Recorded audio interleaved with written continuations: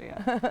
Well, welcome back. New research suggests that teenagers and their parents are dealing with the same issues around distraction from our phones, social media, and all those digital devices. I believe it. It's true, right? In fact, almost 4 in 10 parents admit they spend too much time on their cell phone, and even more feel pressured to respond to texts immediately. Our next guest is here to help us find balance. She grew up in the heart of Silicon Valley and now travels to schools all over the country and has advised companies, including Instagram, about digital wellness. Anna Homayoun has also written 3 books, including this one. It's called Social Media Wellness, Helping Tweens and Teens Thrive in an Unbalanced Digital World. Good morning to you. Good morning. That was a lot, but Yeah. I think it's really important for people to understand your background. You were in 35 cities last year talking to schools and other organizations, and this is your second time in Wisconsin. You're still from the Silicon Valley area, right? Yes, and I'm so glad to be back. But every time I go to a different part of the country, I see so many of the same issues repeating over and over. A lot of times parents think they're the only ones that are dealing with their teenagers and social media and technology use, but it's everywhere today. Mm-hmm. Oh, for sure, for sure. And you know, one of the things we were talking about is that parents being the ones that we get distracted. How would you say, like, what do parents need to really think about and what they give as examples? So a lot of times parents don't even realize that when they're talking to their kids, they come from this area of fear, anger, and frustration. I'm so angry that you're on social media.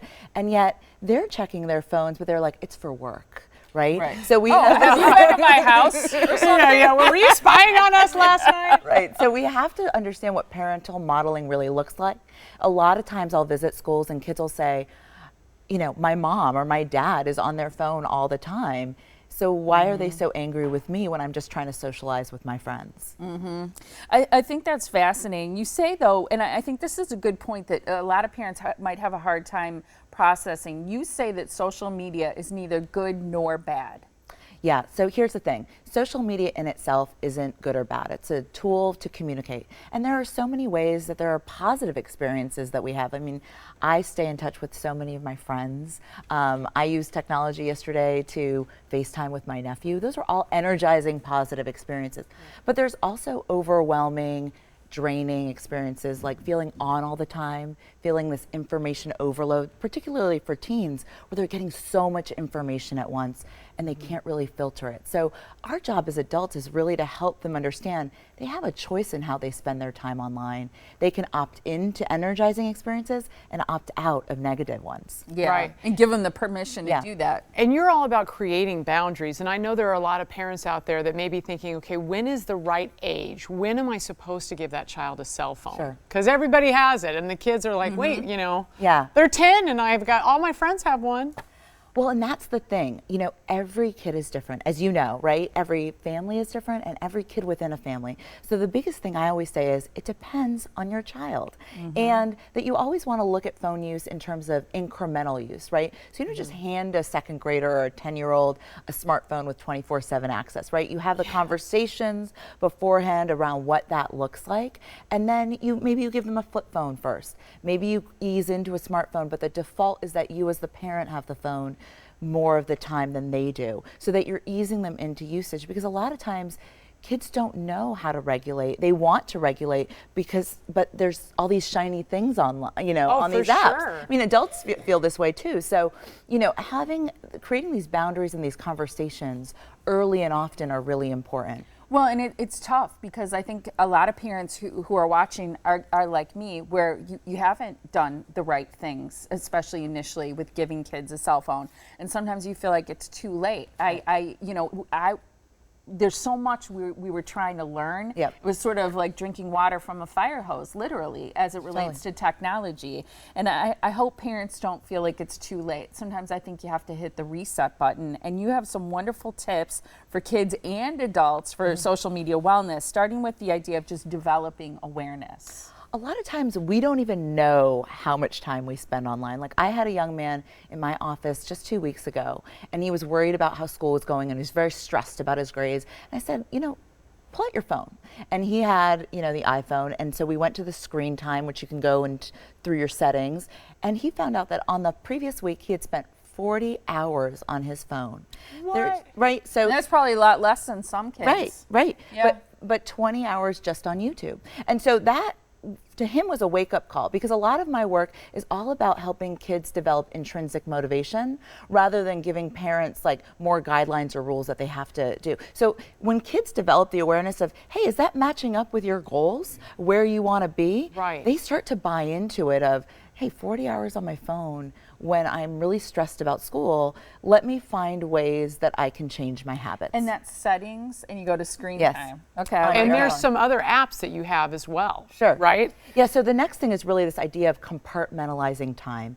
So for a lot of parents and adults, as well as kids, the biggest thing is that we try and multitask when multitasking results in never Really anything getting done well, right? And Yeah. so I always help kids figure out, when you're doing your work, do your work. Even if it's just 25 minutes on, 5-minute break where you don't get on technology. If you do that 3 or 4 times, you'll get all your homework done, and then the rest of the night is yours. So I'm all about helping kids find an extra 7 to 10 hours of free time per week.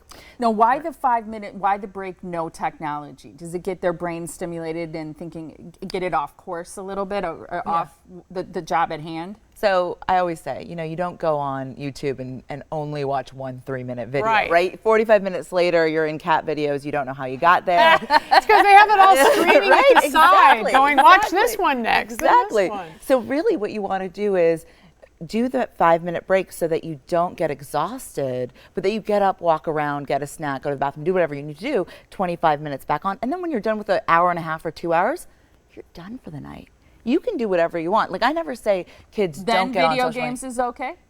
I prefer, in my ideal world, that kids spent their weeks off video games and did them on the Okay. weekends. Weekend, okay. Because I think it just becomes really hard to self-regulate, because then you rush through things. And I've seen the most effective tool for most kids be, you know, mostly on the weekends. Again, it also gives them that daily and weekly digital detox time, so they're not constantly looking forward to that. Right. One of the things that we did with like the basketball moms is that we were all talking about when we were kids, we'd go out and play, and the mothers all knew, you know, okay, at this time they'll be home. But now they're socializing on these games as well. Yeah. And so they're all feeling like they'll miss out because so-and-so's playing and so-and-so's playing.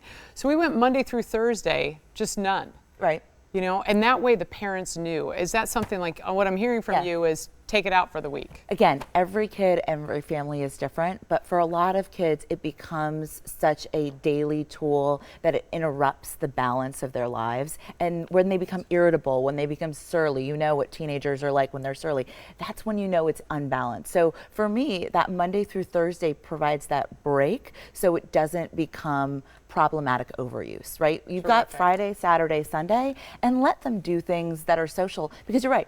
Fortnite is a socialization tool. They communicate online, they challenge each other. So it's not all bad. Yeah, and I think that's important to remember. I love that. You also suggest building in effective self-regulation tools and being consistent. You can find out more in her wonderful books, 3 books, but you're also talking tonight at Divine Savior Holy Angels. That's high school. You can go there tonight at 6:30. If you want to find out more, you can go to this website. It's dsha.info, and then click on calendar. You can also find out more about Anna at her website. There it is on the screen. Say your last name again. I said it right. I said it right earlier. It was so great to meet you. Thanks for Thank having you me. so much Thank for you. being here. That was awesome.